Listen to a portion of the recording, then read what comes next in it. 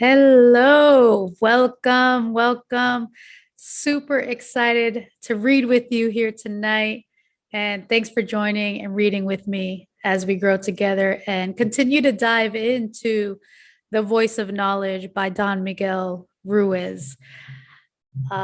It's been phenomenal so far. I've read this book before in the past several times and studied it and implemented it. But every single time I continue to reread, I always get something new out of it, and I'm reminded. So if you are in the same position, let me know what that new thing that you got out of it, or if it's your first time diving into this book, let me know it's your first time. Comment first time and what have you got from it so far. Well, let's jump right into it. Hope you had a beautiful day, and if it's been a hectic day, this is a moment and this is time where you can just breathe, relax, take a deep breath in, take a deep breath out, exhale all the negativity, and inhale all the love as we dive into chapter 3. All right, let's dive into it. Chapter 3, The Lie of Our Imperfection. Childhood memories are recalled. I remember when I was a child, I was so free. It was wonderful to be a child. I remember that I learned to walk before I learned to talk. I was like a little sponge trying to learn everything. I also remember the way I used to be before I learned to speak. As a little child, I was completely authentic. I never pretended to be what I am not. My tendency was to play, to explore, to be happy. My emotions ruled everything. And I only wanted to do what I liked to do. And I tried to avoid what I didn't like. All of my attention was focused on what I was feeling, and I could perceive the emotions coming out of other people. We can call it instinct if we want to, but it was a kind of perception. Some people I would run to because I trusted them. I wouldn't get close to others because I felt uncomfortable. I had many emotions that I couldn't explain because I didn't have words, of course. I remember waking up, seeing my mother's face, and feeling overwhelmed with a desire to grab her. I didn't know what this emotion was called. Love. I didn't know that this emotion was called love. It was completely natural to love. I felt the same way about my toys and about the cat and the dog too. I remember seeing my father come back from work and running to him and jumping on him with so much joy, with a big and beautiful smile. Completely authentic. I could be naked and I didn't care what people thought. I used to be myself, whatever I was, because I didn't have knowledge. I didn't have a program in my head. I didn't know what I was, and I didn't care to know. Just as a dog doesn't know that it's a dog, but it acts like a dog, barks like a dog. Well, I used to be like that. I lived my life through my integrity. This was my true nature before I learned to speak. This actually reminds me, we went to go see Don Miguel Ruiz live in an event, and it was in New Mexico.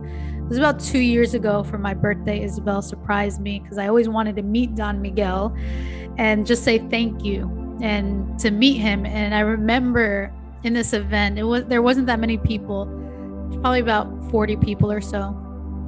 And Don Miguel was there, his two sons, Don Miguel Ruiz Jr. and his other son as well, which was really awesome. And I remember Don Miguel, he's so little guy. He always wears this cool hat. But he literally just jumped on the lap of this lady, which was so cool. He just literally jumped. She was sitting down and he jumped on her lap. It was really cool. But it just reminded me like this because it's very childlike. And a lot of times as we grow up, as he's sharing here, is that we don't do those type of things, or we let, things in our head, thinking in our head, that judgment might take place. And when we really want to express our love, we kind of stop ourselves. So I just wanted to share that with you all. So this was my true nature before I learned to speak. I continue to explore my childhood memories, and I discover that something happens to all of us. What happens? Well, knowledge happens. I can remember starting to learn words. I learned the names of every object I perceive. I learned a language, which is great. Now I can use words to ask for what I want. Months later, or maybe years later, my mind is mature enough for abstract concepts. With these concepts, something incredible happens. I start to create stories by qualifying everything. What is right or wrong, what I should or shouldn't be, what is good or bad, beautiful or ugly. I learn from my parents not just what they say, but what they do. I learn what they say not just to me, but what they say about other people. I learn how to interact. I copy everything that I see. I see my father, very powerful with his strong opinions, and I want to be like him. I can hardly wait to grow up to have an opinion of my own.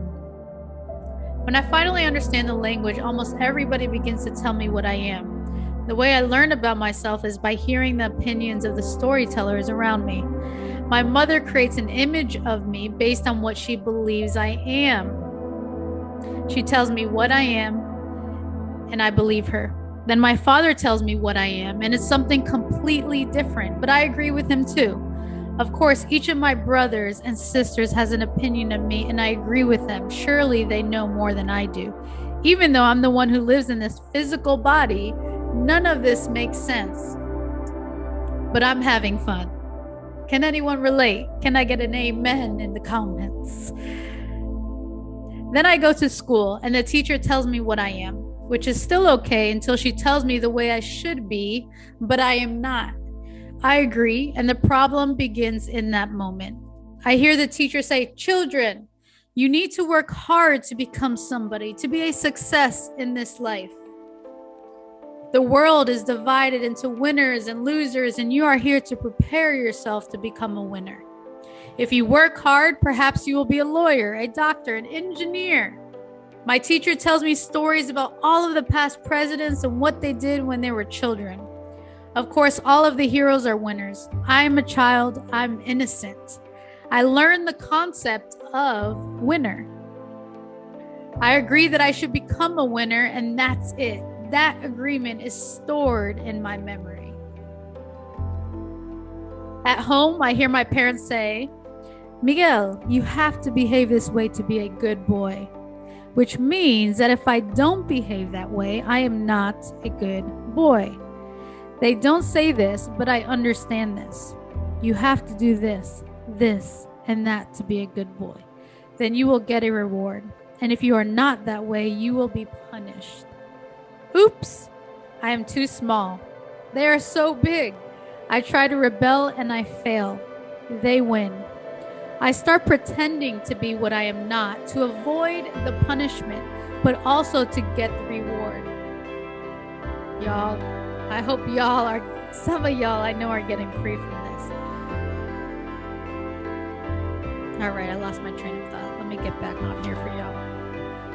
I have to be what they tell me to be because the reward only goes to good boys. I remember trying so hard to become what they want me to be, just to have the reward of their attention, just to hear them say, "Miguel, you are such a good boy." What I don't notice behind all of these messages I hear are the silent messages that are never said, but that I can understand. I'm not the way I should be.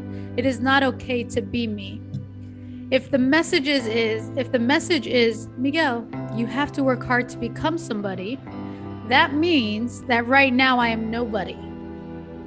In a child's mind, the silent message I understand is I am not good enough. And not just that, I never will be good enough because I am not perfect. I agree, and in that moment, like most of us, I start searching for perfection. That's how the image of perfection is introduced in my mind. This is when I stop being myself and start pretending to be what I am not. The first lie happens in my first year of school, almost right away. Sitting in that classroom and seeing my first teacher impresses me deeply. The teacher is a grown-up. Whatever she says must be the truth, just as whatever my father or mother says must be the truth. She is a great teacher who really cares about children, and even though the message I receive is mostly positive, the consequence is a little different. Behind that message is something very subtle. I call it the lie of my imperfection. It is the main lie that I agreed to believe about myself, and from that lie, more lies are invented to support it. This is the moment of my fall, when I start to come out of heaven, when my faith in the lie begins to work its magic. Just like a miracle, it starts to take effect all around me. I have to work hard to become good enough for my mother, to be good enough for my father, to be good enough for my older brothers and sisters, to be good enough for my teachers. This is overwhelming, but it's not over yet. I turn on the television and they also tell me the way I should look, the way I should dress, the way I should be, but I am not. Television gives me more images of heroes and villains. I see people trying hard to be winners. I see them striving for perfection, wanting to be somebody important, wanting to be what they are not. The real drama begins when I am a teenager, because now it's not only that I'm good enough for other people, that I'm not good enough for other people. I am no longer good enough for myself. I'm no longer good enough for myself. The result is self-rejection. I try to prove my worth to myself by working hard to get A's in school. I try hard to be the best at sports, the best at playing chess, the best at everything. At first, I do this to try to impress my father and my older brothers. Later, I do this to impress myself. At this point, I am no longer authentic. I have lost my integrity, my authenticity, because I no longer make decisions based on what is good for me. It is more important to satisfy other people's point of view. When I change schools from elementary to the next level, I am told, you are not a child anymore. You cannot act like a child. Now you have to behave this way. Over and over, I try to please other people by pretending to be what they want me to be. I start searching for opinions from everybody. How do I look? What do you think of me? Did I do a good job? I'm looking for support, for someone to tell me, Miguel, you are so good. And if I'm with somebody who tells me how good I am, that person can manipulate my life so easily because I need that recognition. I need somebody to tell me that I'm intelligent, that I'm wonderful, that I'm a winner. I can't stand to be alone with myself. When I'm alone, I see myself as a loser, and my self-judgment is strong because I am not the way I should be according to my story. I judge myself and find myself guilty. Then I begin to use everything around me as an instrument for self-punishment. I have the tendency to compare myself with other people. Oh, they are better than I am. Well, they are worse. That makes me a little better. But then I see myself in the mirror.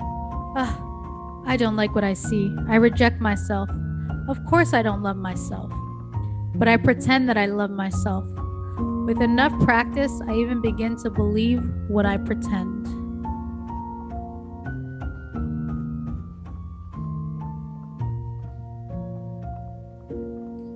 And I have on my notes here from a while back.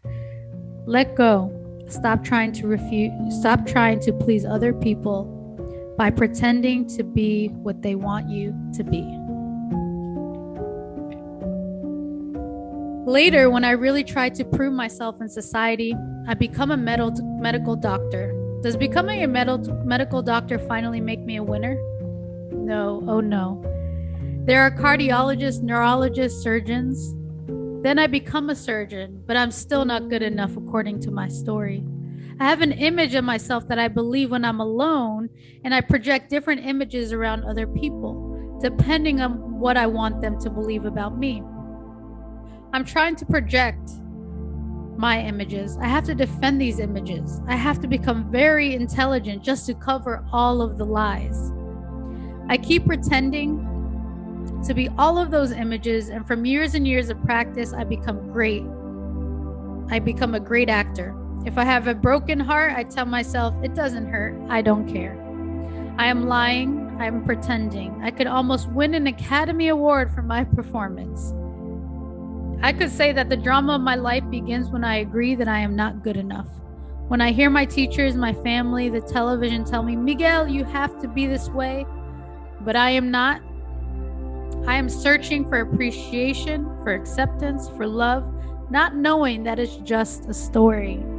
I am searching for perfection, and I find it very interesting how not being perfect becomes the biggest excuse people use to justify their actions. Every time they make a mistake and need to defend their image, I hear them say, well, I'm only human. I'm not perfect. Only God is perfect. This is also becomes the biggest excuse for every mistake I make. Oh, well, nobody's perfect. What a great justification. I go to church and they show me pictures of saints. This is perfection. But in the faces of the saints, I see suffering and pain. Oh, to be perfect, do I need to be like them? Yes, I am here to suffer. And if I suffer with patience, maybe when I die, I can receive my reward in heaven. Maybe then I'll be perfect. I used to believe that because I heard it so often, but it's just a story. I had so many superstitions in my head about myself, about everything. Lies that come from thousands of years ago will affect the way we create our story. What I was told as a child is only God is perfect. All of God's creation is perfect except humans. At the same time, I was told that God put humans at the very top of creation. But how can humans be at the top of creation when everything is perfect except humans? It didn't make sense to me. After I grew up, I thought about the contradiction. That is not possible. If God is perfect, well, God is the one who creates everything. If I really believe in the perfection of God's creation, then I think that all of us are perfect, or God is not perfect either. So it is in this book. You know, what I shared in the last reading of chapter 2 about God is perfect. Obviously, this is said a bit better here. But yeah, it's powerful.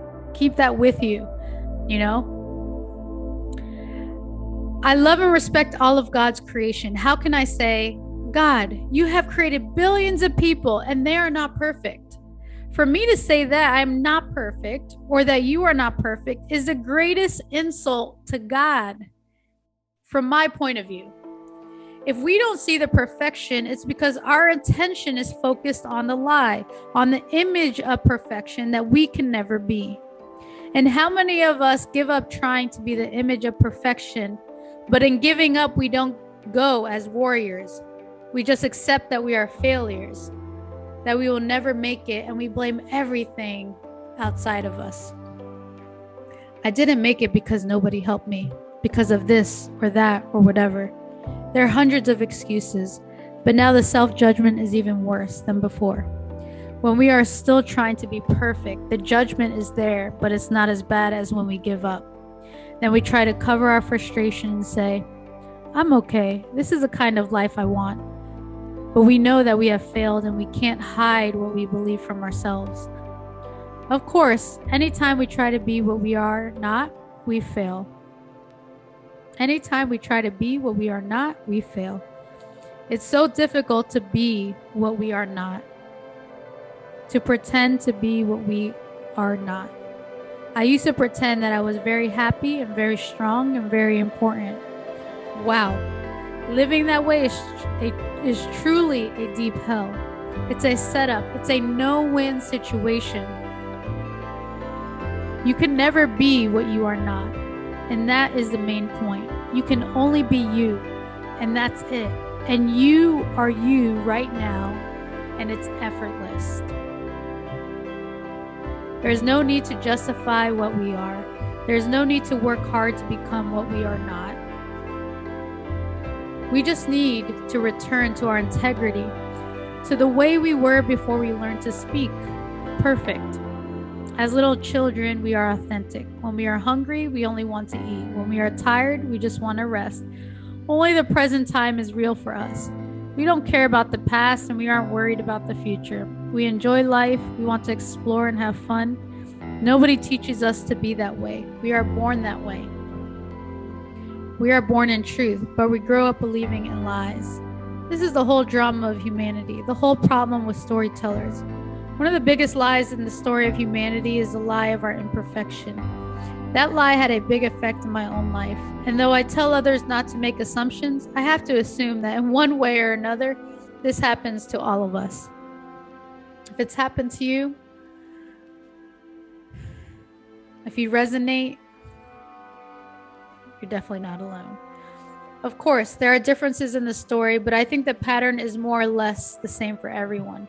Hardly anyone can escape from the setup. I was a perfect little child. I was innocent, and I ate that lie that I am not what I should be.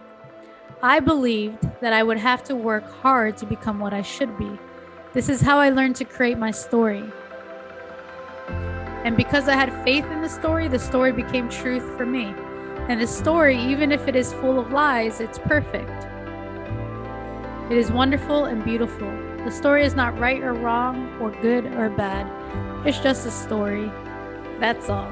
But with awareness, we can change the story. Step by step, we can return to the truth. Wow. Let's dive into points to ponder. Just gets gooder and gooder. Number one, as little children, we are completely authentic. We never pretend to be what we are not. Our tendency is to play and explore, to live in the moment, to enjoy life. Nobody teaches us to be that way. We are born that way. This is our true nature before we learn to speak. When the human mind is mature enough for abstract concepts, we learn to qualify everything, right or wrong, good or bad, beautiful or ugly. We create a story about what we should be. We put our faith in that story, and the story becomes the truth for us. Third point, to ponder. Behind all of the messages that we hear as children are the silent messages that are never said, but that we can understand. It is not okay to be me. I am not good enough. The moment we agree, we stop being ourselves and start pretending to be what we are not, just to please other people, just to fit an image they create for us according to their story. You can never be what you are not. You can only be you, and that's it. And you are you right now, and it's effortless. Humans are born in truth, but we grew up believing in lies. One of the biggest lies in the story of humanity is the lie of our imperfection. It's just a story, but we believe it. And we use the story to judge ourselves, to punish ourselves, and to justify our mistakes. And lastly, everything in God's creation is perfect. If we don't see our own perfection, it is because our attention is focused on our story. The lies in our story keep us from seeing the truth. But with awareness, we can change the story and return to the truth. Awesome. Awesome. Well, thank you so much for joining me tonight with our Read With Me session. I hope you got something out of this tonight. And if you did, don't hesitate to put it in the comments, any notes that you wrote down, any insights or breakthroughs that you had. I'm sure you're not the only one, and people can relate to what you're sharing. So I appreciate you. If you like this video, again, go ahead and give it a little like if you want. And if you're not subscribed yet, and you're getting awesome content from the readings that we're doing with the Financial Freedom book and the Personal Freedom book, the first ones of 2022, then go ahead and hit that subscribe button so you're notified as soon as we post it. And as I've shared, we're looking to get to 1,000 subscribers so we can go live streaming on these videos and continuing to just connect with you even more. So hope you have a beautiful evening, get some rest, sweet dreams, and we'll see you tomorrow. Take care.